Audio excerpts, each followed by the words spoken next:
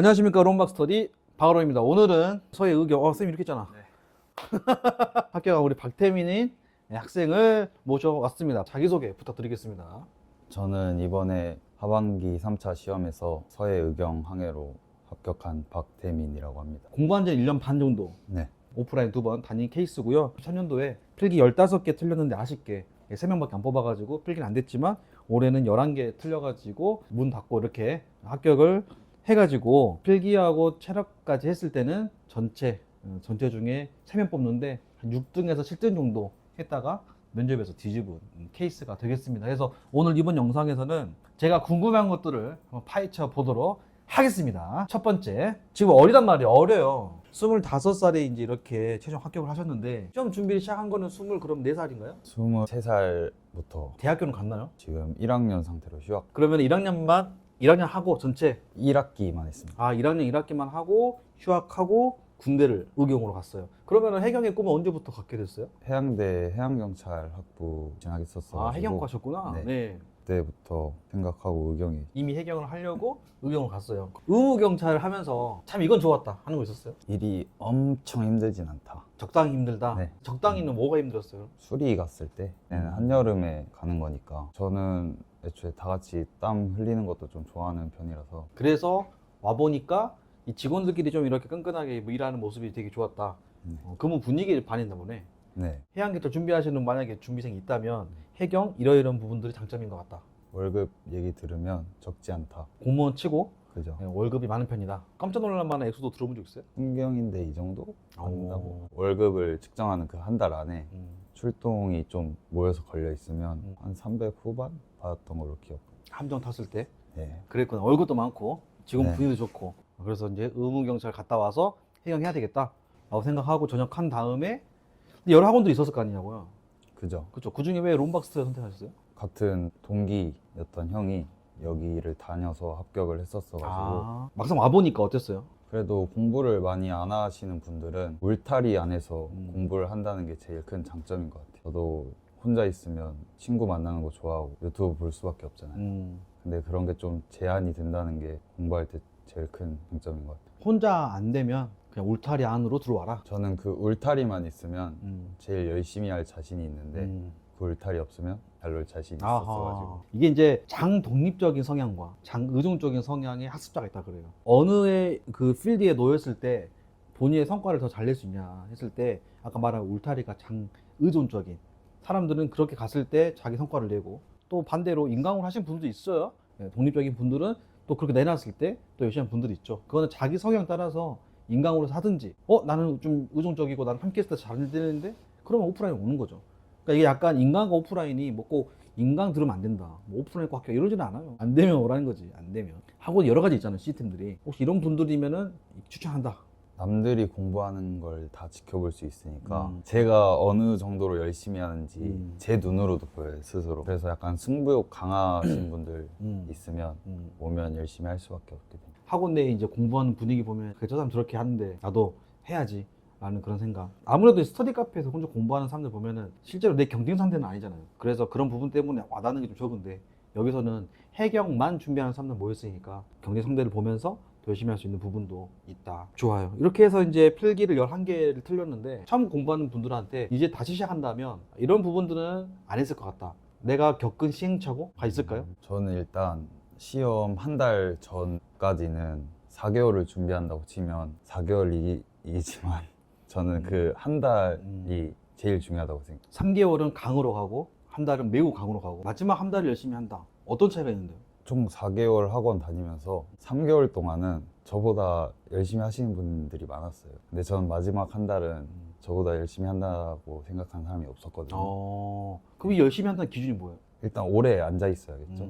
비교를 하자면 3개월 동안에는 주말에 일요일에는 공부를 안 했던 것 같아요. 토요일도 금요일 거 복습만 하고 쉬고 근데 나머지 한 달은 5시에 일어나서 5시 반에 학원 도착해서 12시 좀 넘어서 집에 가서 1시쯤에 잤던 것 같아요. 5시간 이상은 잤던 적 없던 것 같아요. 그럼 낮엔 안 졸고? 네. 그렇게 한 달을 열심히 할 수 있었던 동기가 뭐예요? 작년에 해봤으니까 그 3개월을 좀 마음 편하게 먹었어요. 절대 무리하지 않고 쉴 때 쉬면서 하자. 하지만 그 한 달은 거의 죽은 것처럼 해야겠다라고 마음을 먹었거든요. 그 3개월도 무조건 그 한 달을 어떻게 잘 보낼지 딱 그 한 달을 위한 준비만 한 것 같아요. 저는 3개월 동안. 만약에 초시다. 초시면은 그렇게 하면 안 되겠죠? 같이 이제 공부 초시로 붙는 분들을 보면 저는 이제 제시니까 그 한 달을 위해서 3개월을 준비하고 한 달을 죽은 사람으로 살았었는데 초시 분들은 4개월을 죽어 있더라고요. 그러니까 제시들 같은 경우는 예를 들면 오늘 시험 떨어졌다. 다음 시험까지 바로 준비하지 말고 충분히 쉬고 다 까먹고 와도 어차피 기억이 나니까 애매하게 길어지면은 얇고 길게 가니까 초신 경우는 처음부터 빡세게 하는 게 4개월밖에 안 되니까 그렇게 하는 게 맞겠죠. 체력은 몇 점 맞았죠? 저는 32점 맞았습니다. 32점. 32점이면은 필기 전체 학생들이 9명 붙었죠. 그죠? 9명 중에 몇 등이었어요? 32점이? 한 중간 정도 하지 중간 정도? 그럼 평균은 한 32, 31. 체력은 평균이었고 필기가 뒤였으니까 환산을 해보면은 이제 면접까지 갔을 때 9명 중에 대략 6등에서 7등. 예. 근데 최종은 3명만 붙는 거니까 거의 3, 4명을 뒤집어야 되는 케이스가 됐고 실제로 이제 그렇게 해서 붙었죠. 자, 오늘 이 얘기를 좀 해보도록 하겠습니다. 내가 딱 필기하고 체력 끝났어요. 근데 알아서 또 환산해보니까 어이 뭐야, 아니다 저 뒤에 있네. 근데 마음은 어땠어요? 처음에 필기를 처음 붙었으니까 일단 마냥 좋았어요. 2달은 더 할 게 있다 나한테 이렇게 생각하면서 좋았는데 체력 끝나고 제 점수를 딱 보니까 이제 그때부터 조금 불안했던 것 같아요. 안 될 것 같은데 약간 이런 생각하면서. 그때 우리 학원에서 인성검사 보잖아요. 네. 그때 몇 점 맞았죠? 51점인가 맞았던 것 같아요. 51점. 네. 재검했어요? 예. 그랬더니 재검했을 때 한 60점 후반? 이 인성검사지 자체가 점수가 나쁘면 면접에서 영향 줄 수밖에 없죠. 만약에 재검을 안 하고 갔다.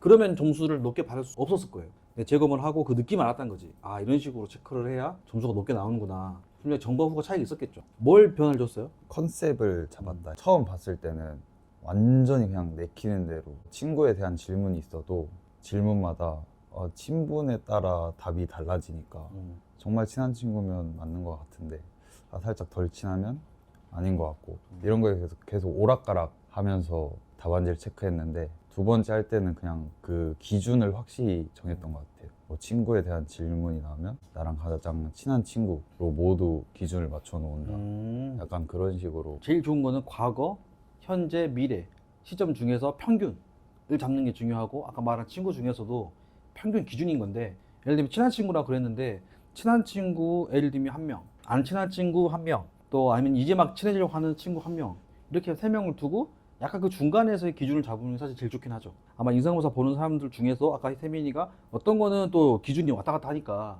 점수가 나왔을 텐데 그래도 기준을 좀 잡으니까 60점 후반 나왔다. 근데 만약 그 기준을 좀 잘했으면은 뭐 한 7점대까지, 8점까지도 충분히 갈 수 있었을 거예요. 어쨌든 인성검사가 반드시 재검을 해가지고 올렸다. 이게 중요한 포인트.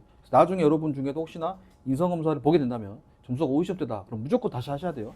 재검은 다시 해드리니까 하시고 자 이제 면접 준비할 때 면접 준비를 할 때는 결국 말하는 게 다 비슷비슷하다. 엄청 열심히 하시는 분들도 많지만 저를 포함해서 말을 엄청 잘하는 사람은 그리 많지 않다. 실제로 모의 면접하면서도 면접관 역할을 해보니까 그 사람만의 경험이 담긴 게 아니면 다 똑같은 이야기라서 결국 안 들리더라고요. 제가 제일 자신 있는 거 하나 이것만 알려주고 오자 딱 이렇게 생각하고 갔던 것 같아요. 그래서 면접장 갔을 때도 인성에 대한 질문은 정말 말을 잘하는 거 아니면 모든 수험생들이 다 말을 비스무리하게 하기 때문에 저는 어차피 안 들린다고 생각하거든요. 제가 제일 잘하는 거 이것만 한 3-4번 말하고 왔던 것 같아요. 체력적인 부분을 어필하고 싶어서 질문 9개 중에 한 반절 정도를 나 체력 좋다, 운동 잘한다 이것만 계속 어필하고. 첫 질문이 뭐였어요? 칭찬을 어떤 식으로 하냐. 난생 처음 들어보는 질문이었는데 좋아, 그게 망했어. 네. 차 잡고 있으면서 네. 그게 아니고 하니까 이제 멘탈이 흔들렸을 거 아니에요. 그죠. 그때 못했어요. 제가 어필할 수 있는 질문만 딱 기다리고 있었어요. 남자분들 같은 경우에도 예를 들어 내가 운동에 자신이 있다 이렇게 말을 했는데 목소리가 작거나 눈도 못 쳐다보면 이게 안 이어지잖아요. 그래서 딱 처음 질문을 좀 어물쩍하게 했는데 그 다음 질문이 이제 뭐 제 장점 관련해서 말하는 질문이었어요. 그래서 아 나왔다 싶어가지고 진짜 목소리 엄청 크게 하면서 말했죠. 근데 다시 이제 웃으면서 끄덕여 주시더라고요. 두 번째부터 네. 이제 넘어오기 시작했다. 어떻게든 연관 지어서 말하려고 했어요. 링크를 계속 걸어서. 네. 그럼 이제 면접을 본인이 이제 결국 뒤집어서 합격을 했는데 이제 면접이 끝나 보니 어떤 부분 때문에 좀 어필이 된 것 같아요? 경험을 좀 연관 지어서 많이 말했거든요. 운동 잘한다 이렇게만 말하면 그에 대한 경험이 있어야 그 사람들도 믿을 수 있는 그렇죠. 거니까 제가 평소에 좋아했던 거랑 의경대 생활 이런 거 연관 지어서 운동 잘한다 라고 말했을 때는 그냥 듣고 있다가 그런 걸 연관 지어서 말하니까 그때부터 끄덕여 주시더라고요. 장단점 관한 질문이 있었는데 근데 단점은 딱 한 번만 말했어요. 한 번만 솔직하게 딱 말하고 그 뒤에 이제 장점을 계속 나열했는데 장점 얘기하고 의경 때 이제 경험 그러면 장점이라 하는 거는 뻔한 얘기보다는 최대한 내가 가지고 있는 내 컨텐츠를 내 소재를 계속 줬다. 나에 대한 컨텐츠를 많이 제공했더니 그걸 좋아하시는 것 같다. 면접 준비할 때 뭐가 제일 힘들었어요? 직무할 때는 제가 공부했던 거를 말로 해야 되니까 그게 제일 어려웠고 좀 말이 없고 낯가림이 심해가지고 말을 뱉는 게 좀 어렵더라고요. 그래서 마지막까지 모의 면접할 때도 목소리를 크게 자신감 있게 했던 적이 없었던 것 같아요. 근데 딱 첫 마디만 목소리를 크게 하면 그 뒤는 이제 아무런 상관이 없어요. 아, 생각해보니까 수업할 때 태민이가 쌤 바로 앞자리였구나. 근데 쌤이 태민이한테 어떤 질문을 막 던지고 했을 때도 말이 굉장히 느렸었어. 제가 면접할 때 쌤한테 지적받은 게 말이 느리고 목소리가 작다. 그리고 말을 너무 예쁘게 하려 한다. 오프라인 면접으로 올 때 이제 사람들이 좀 이렇게 하면 좋겠다는 게 있어요. 일단 롬박은 모의 면접할 때 제가 면접관이 되기도 하고 면접자가 되기도 하는데 저는 면접관을 할 때 느끼는 게 좀 더 많았거든요. 제가 면접관 할 때 면접자 역할을 하신 분들이 못한 건 아니지만 진짜 웬만한 게 아니면 하나도 안 들렸어요. 저는 이렇게 한두 명 듣는 것도 힘든데 그 사람들이 얼마나 힘들까. 그래가지고 제가 하나만 알려주고 오자 딱 이렇게 생각하고 갔던 거거든요. 두세 명만 들어도 전에 면접자 했던 사람이 한 얘기 다른 사람이 또 하고 있고 결국 비슷해가지고 저는 면접관을 하면서 느낀 것 같아요. 어차피 말을 특출나게 잘하는 게 아니면 안 들리겠구나. 딱 하나만 기억에 남도록 어필하고 오자 이렇게 생각했던 것 같아요. 최종 합격자를 보면 대부분 필기 체력 순으로 가요. 근데 언제 뒤집히냐면은 0.8배수부터 1.2배수, 1.3배수 이 사람들은 뒤집을 수 있고 태미처럼 그 이하인 사람들은 또 올라갈 수가 있는데 특이한 케이스 그죠? 흔하진 않아요. 근데 없진 않지. 그 이유는 대부분 사람들이 똑같이 준비하니까 답변을 똑같이 하려니까. 그러니까 평범하게 가고 싶은 분들은 0.5배수 또는 0.7배수 이내들은 그렇게 돼. 그러니까 지키면 돼 그렇게. 근데 내가 이 영상을 보고 있는데 나 1.5배수 바뀐 것 같아. 그러면 도전해야 돼요. 어차피 뭐 아니면 도잖아. 왜 평범하게 가려고 그래? 똑같이 하면 안 되지. 저 피곤한 면접관들한테 나란 사람을 한번 팍 강력하게 어필하고 와야 떨어지더라도 후회가 없잖아. 그렇게 면접을 준비하는 게 좋다라는 거고 그 컨텐츠는 결국 본인이 알고 있는 거고 본인이 다른 사람들한테 말을 많이 해보고 평가도 받고 또 본인도 다른 사람들 하는 걸 봐야 아까 태미 말했던 것처럼 그걸 느낀단 말이죠. 그래서 제가 수업할 때마다 제발 좀 애용듯이 말하지 말고 그냥 본인 이야기를 하면 좋겠다 라고 하는 인상 깊게 말할 수 있는 것도 거기에 있는 거죠. 다음 우리가 이제 면접 준비할 때에는 또 발전된 로마 면접으로 생각하고 있어요. 그래서 태미 같은 케이스가 더 많이 나올 수 있도록 최선을 다하겠도록 하겠습니다. 우리 태미 끝으로 우리 수험생분들한테 하고 싶은 말 있으면 해주세요. 저는 이제 1년 반 했는데 아무리 힘들더라도 합격하면 다 없어집니다. 아하, 더 기쁘죠, 기쁨이. 그죠? 왜냐면 떨어졌을 때 한번 그 고통을 알기 때문에 한번 떨어지고 나서 붙는 것도 나쁘지 않다 생각해요. 맞아요. 인생 살면서 그런 경험도 되게 중요한 거니까 그죠? 꼭 떨어진 게 나쁜 건 아니에요. 너무너무 축하드리고 수험생분들 중에서도 떨어졌다고 해서 너무 낙심하지 말고 원래 이 시험에 한 번에 붙으면 좋겠지만 내가 하나 또 배워간다 생각하고 또 다음에 하면 되는 거니까 영상 보고 힘냈으면 좋겠고 위로가 되었으면 좋겠습니다.